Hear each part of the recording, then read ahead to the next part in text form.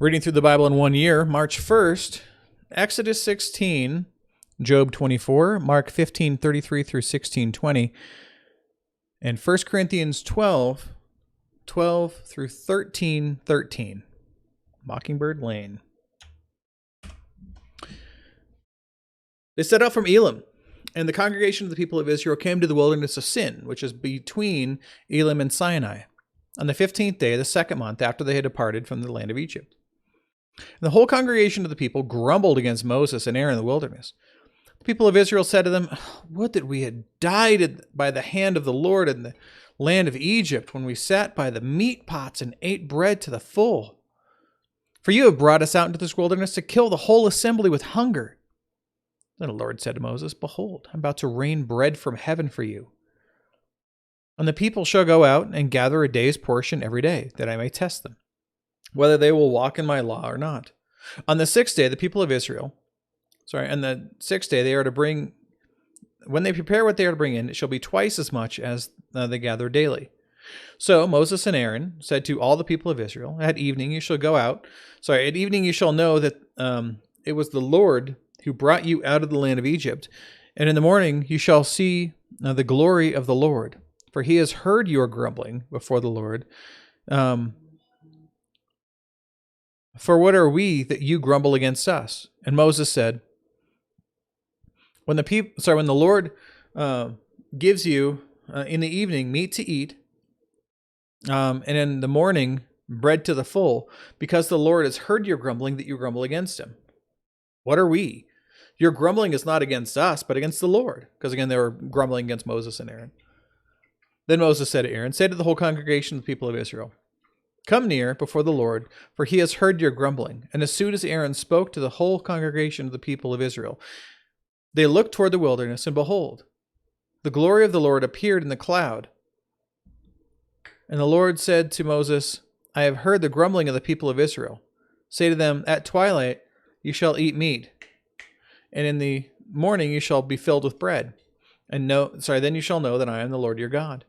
And the evening quail came up and covered the camp, and covered the camp, and in the morning dew lay around the camp. And when the dew had gone up, there was on the face of the wilderness a fine flake-like thing, fine as frost on the ground. And the people of Israel saw it. They said to one another, "What is it?" For they didn't know what it was. So the note here, or it is manna. Basically, it means, what is this? We don't know. And Moses said to them, "It is the bread that the Lord has given to eat. This is what the Lord has commanded. Gather of it, each one of you, as much as he can eat. Each of you shall take an omer, according to the number of the persons that each of you has in his tent." And the people of Israel did so, and they gathered, some more, some less. But when they measured it with an omer, whoever gathered much had nothing left over. Whoever gathered little had no lack. Each of them gathered as much as he could eat. And Moses said to them, "Let no one leave any of it until the morning." But they did not listen to Moses. Some left parts of it till the morning, and it bred worms and stank. And Moses was angry with them. Morning by morning they gathered it, as much as each could eat. Each as much as he could eat. But when the sun grew hot, it melted. And on the sixth day they gathered twice as much bread, 2 omers each. When all the leaders of the congregation came and told Moses, he said to them, "This is what the Lord has commanded. Tomorrow is a day of solemn rest, a holy Sabbath to the Lord. Bake what you will bake and boil what you will boil. And all that is left over lay aside to be kept in the morning, or till the morning." So they laid it aside till the morning, as Moses had commanded them, and it did not stink, and there were no worms in it. And Moses said, "Eat it today, for today is a Sabbath to the Lord. Today you will not find it in the field. 6 days you shall gather it, but on the seventh day, which is a Sabbath, there will be none." On the seventh day some of the people went out to gather, but they found none. And the Lord said to Moses, "How long will you refuse to keep my commandments and my laws? See, the Lord has given you the Sabbath. Therefore, on the sixth day, he gives you bread for 2 days. Remain each of you in his place. Let no one go out of his place on the seventh day." So the people rested on the seventh day. Now, the house of Israel called its name manna.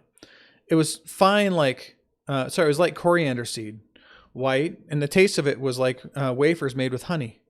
And Moses said, "This is what the Lord has commanded. Let an omer of it be kept throughout your generations, so that they may see the bread with which I fed you in the wilderness, when I brought you out of the land of Egypt." And Moses said to Aaron, "Take a jar and put an omer of manna in it, and place it before the Lord to be kept throughout your generations." As the Lord commanded Moses, so Aaron placed it before the testimony to be kept. The people of Israel ate manna for 40 years, till they came to a habitable land.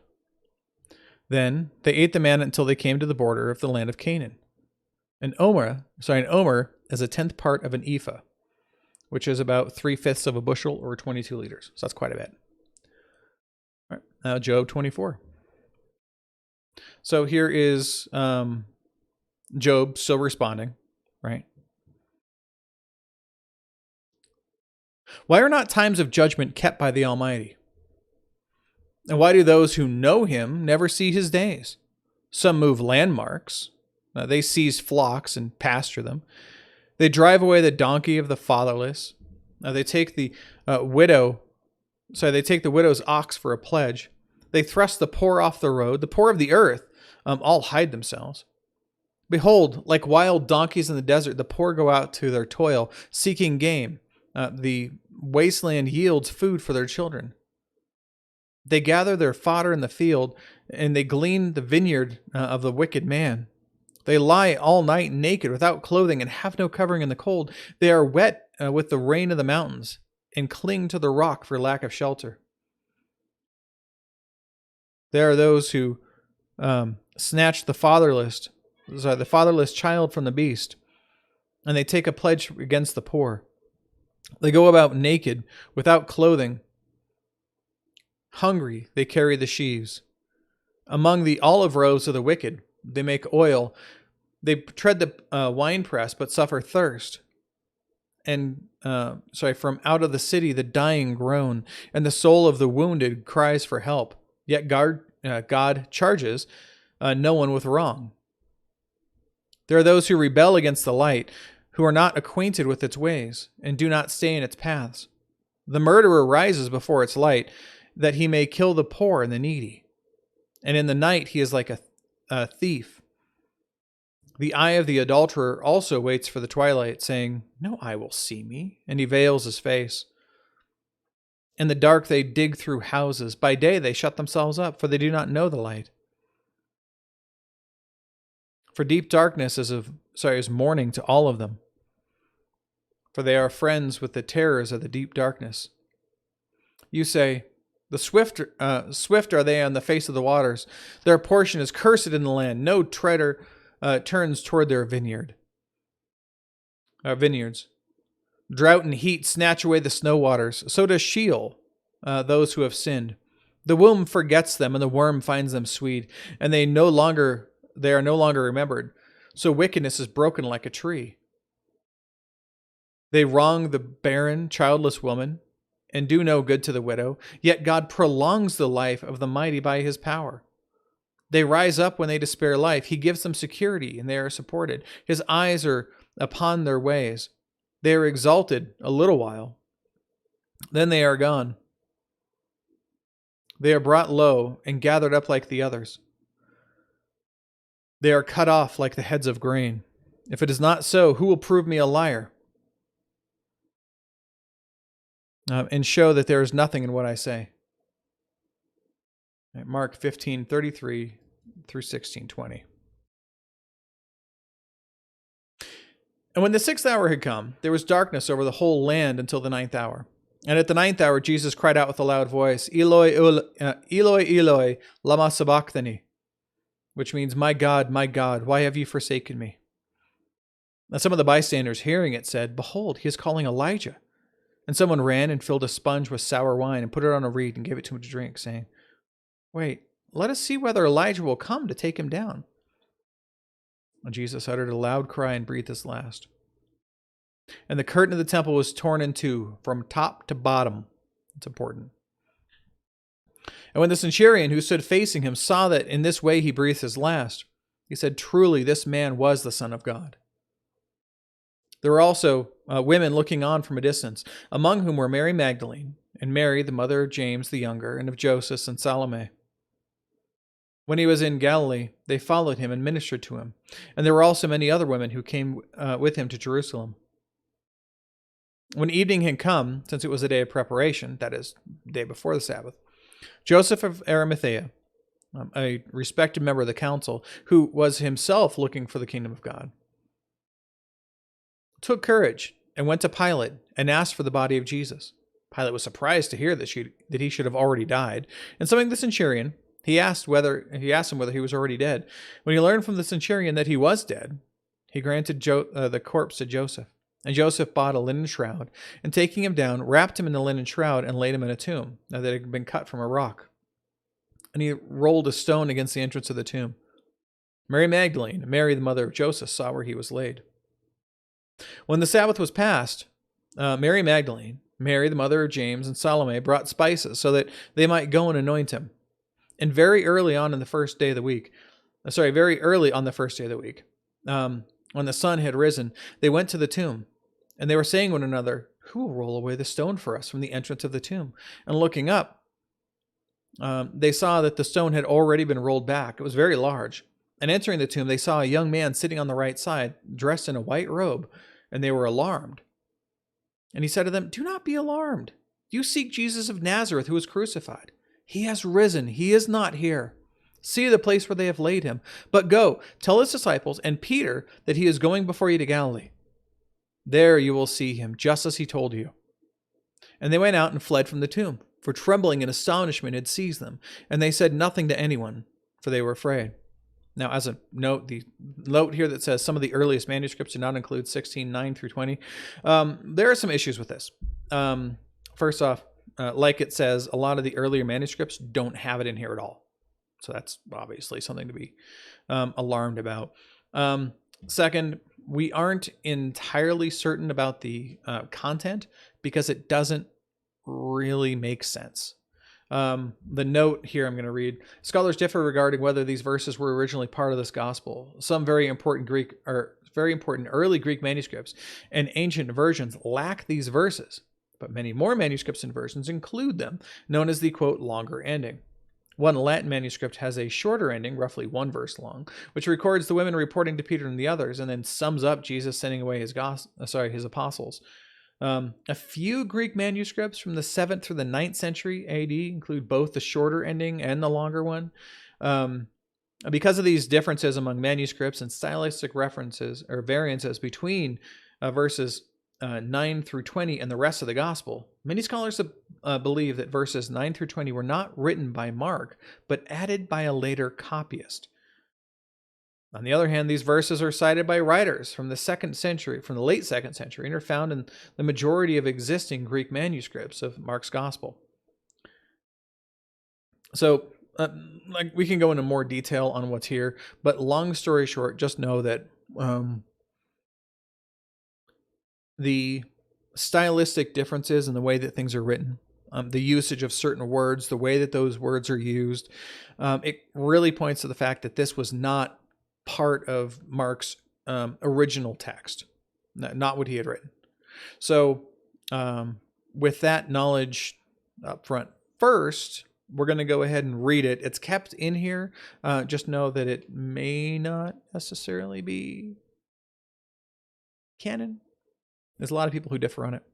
And there are certainly some people who claim to follow this, mostly snake handlers, and people who claim to be able to drink poison and not have an issue. I really wouldn't tempt God with that, but to each his own. So now, when he rose early on the first day of the week, he first appeared to Mary Magdalene, for whom he had cast out 7 demons. She went and told those who had been with him, and as they mourned and wept. But when they heard he was alive and had been seen by her, they would not believe it. After these things, he appeared in another form to 2 of them, as they were walking into the country. And they went back and told the rest, but they did not believe him, or believe them. Afterward, he appeared to the 11 themselves as they were reclining at table, and he rebuked them for their unbelief and hardness of heart, because they had not believed those who saw him after he had risen. And he said to them, "Go into all the world and proclaim the gospel to the whole creation. Whoever believes and is baptized will be saved, but whoever does not believe will be condemned. And these signs will accompany those who believe. In my name they will cast out demons, they will speak in new tongues, they will pick up serpents with their hands, and if they drink any deadly poison, it will not hurt them. They will lay their hands on the sick, and they will recover." So then the Lord Jesus, after he had spoken to them, was taken up into heaven and sat down at the right hand of God. And they went out and preached everywhere, while the Lord worked with them and confirmed the message by accompanying signs. Again, take this last section with a grain of salt. I personally don't believe that it's originally part of the text. It doesn't follow along with a lot of the other sections, but I read it because it's here. All right. 1 Corinthians 12:12 through 13:13, because we're just duplicating numbers today. "For just as the body is one and has many members, and all the members of the body, though many, are one body, so it is with Christ." Now, again, this is in reference to the spiritual gifts, right? Because they were separating out. They were looking at it as, well, I'm of Paul, or I'm of Apollos, or I'm of Cephas, or I'm of Jesus, right? And they were trying to split themselves into factions. There were a lot of issues with the Corinthian church. And so what he was showing here is that, okay, if you want proof that you're all of the same Spirit, and you all have the same Spirit of God living in you, recognize this: all of you have many different spiritual gifts that have been given to you, but they were given for the same reason: unity, for building each other up. So now here he's going to drive that point home. "For just as the body is one and has many members, and all the members of the body, though many, are one body, so it is with Christ. For in one Spirit we were all baptized into one body," meaning group, right? Jews or Greeks, slaves or free, "and we were all made to drink of one Spirit. For the body does not consist of one member, but many." So he's making a comparison here between a physical human body and the, quote, body or larger group of believers. "If the foot should say, 'Well, because I'm not a hand, I do not belong to the body,' that would not make it any less part of the body. And if the ear should say, 'Because I'm not an eye, I don't belong to the body,' that would not make it any less a part of the body. If the whole body were an eye, where would be the sense of hearing? If the whole body were an ear, where would be the sense of smell?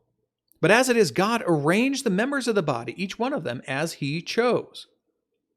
If all were a single member, where would the body be?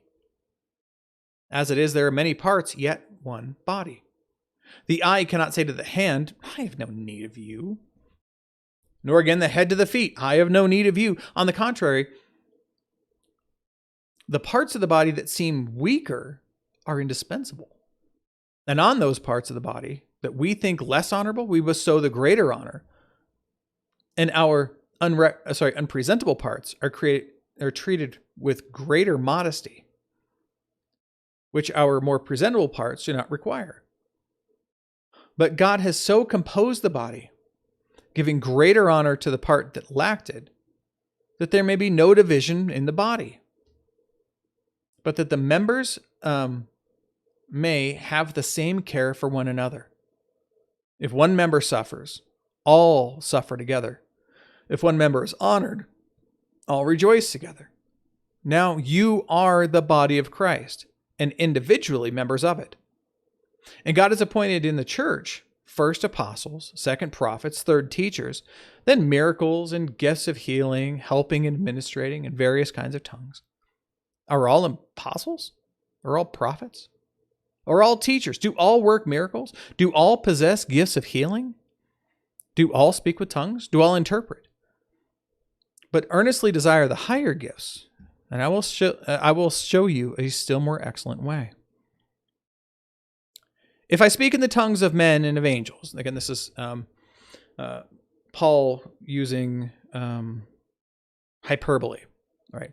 He's saying, look, let's pretend for a minute that I speak in the tongues of men and angels, right? If I could speak in all of these amazing things. But if I have not love, I'm a noisy gong or a clanging cymbal. Right? Basically, it means nothing. right?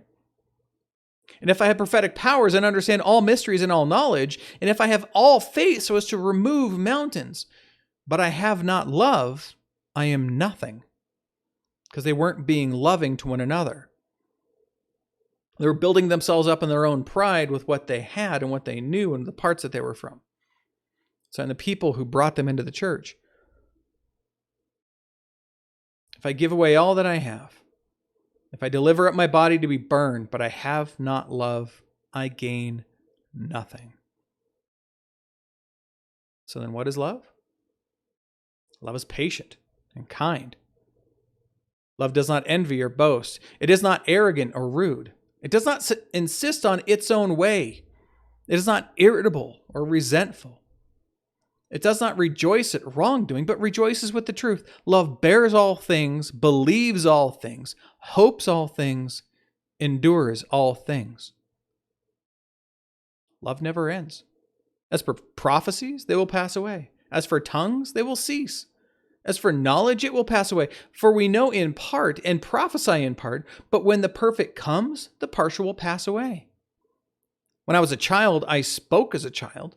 I thought like a child. I reasoned like a child. When I became a man, I gave up childish ways. For now we see in a mirror dimly, but then face to face. Now I know in part, then I shall know fully, even as I have been fully known. So now faith, hope, and love abide, these three. But the greatest of these is love. The reason why faith, hope, and love abide, faith only exists until it's been completed, right? You can have faith that an elevator will take you to another floor, that it's not going to come crashing to your doom. But once you step on that and ride it to the next floor and get off, you don't have to have faith in that elevator anymore. It did its job, right? And you can have hope. We all have hope in Christ that he will complete what he has said and that we will be with him for eternity. And when we die, step through that veil of death and are reborn with him again forever, then what will be the need for that hope? Do you continue to hope he's going to do something he's already done? But the one that's going to continue through this whole line, it's going to continue now in this age and then in the age to come, is love. All right. So that's it for now. And let's go ahead and finish. Behold the word of the Lord.